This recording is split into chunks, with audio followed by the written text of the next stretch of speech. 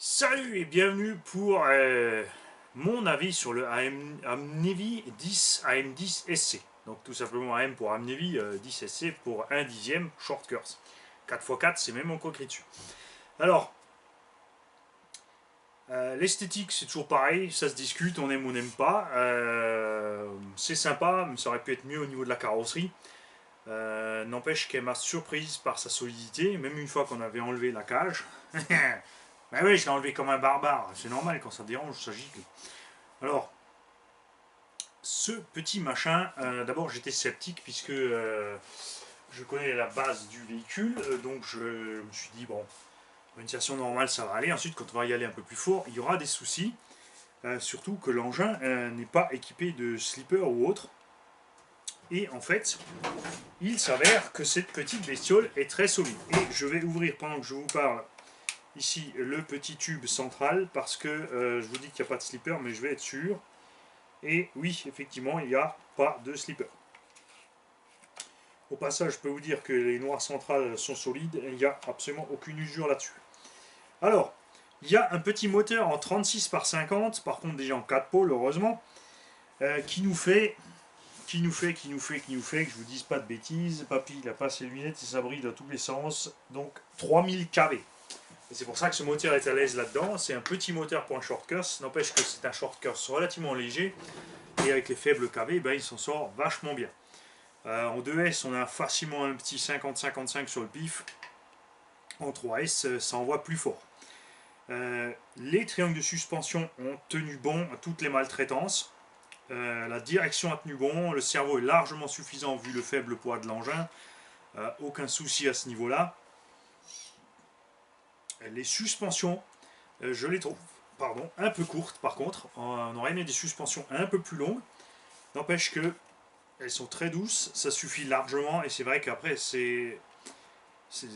moi je suis habitué à mon slash avec mon châssis haut au milieu. Il fallait avoir de la garde au sol, il fallait que les pattes puissent avoir un débattement de fou, etc. etc.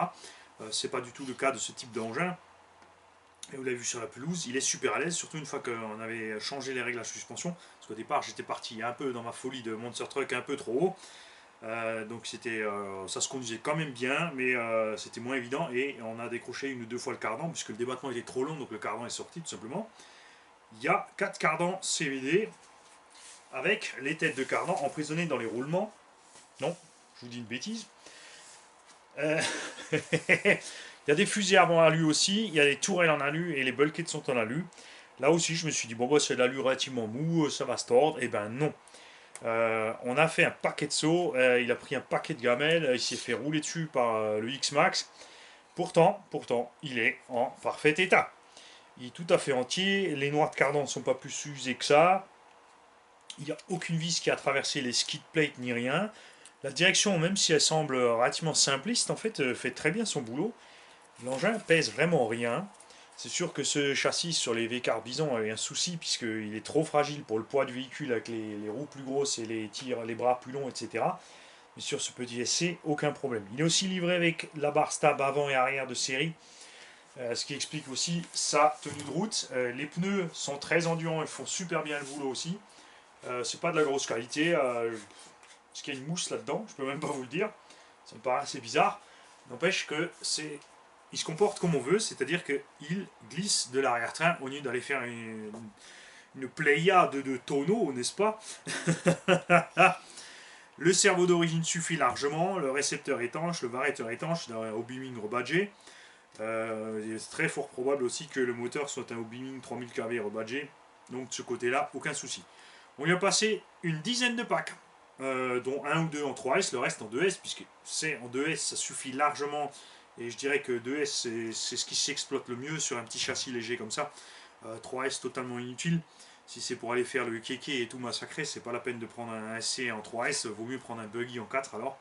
C'est largement plus solide. Les pare-chocs ont tout encaissé. J'étais sûr que sur le nombre de tonneaux qu'on a pris, on allait les casser. Eh bien non, tout comme la carrosserie.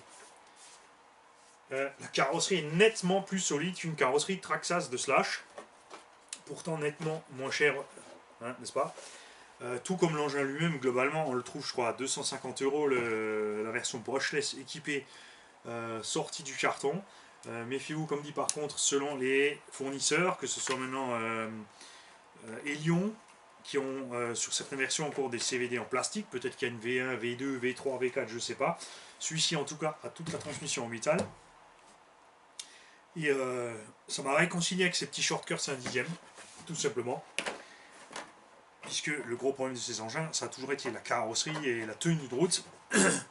Et là, c'est vrai, évidemment, je ne compare pas un engin complet. Si on prend un 10 SCB, 10 SCBE avec une carrosserie de shortcuts, enfin le 10 SC de chez Losi, engin complet, châssis en alu plat, etc., tout posé par terre, qui est plus en fait un buggy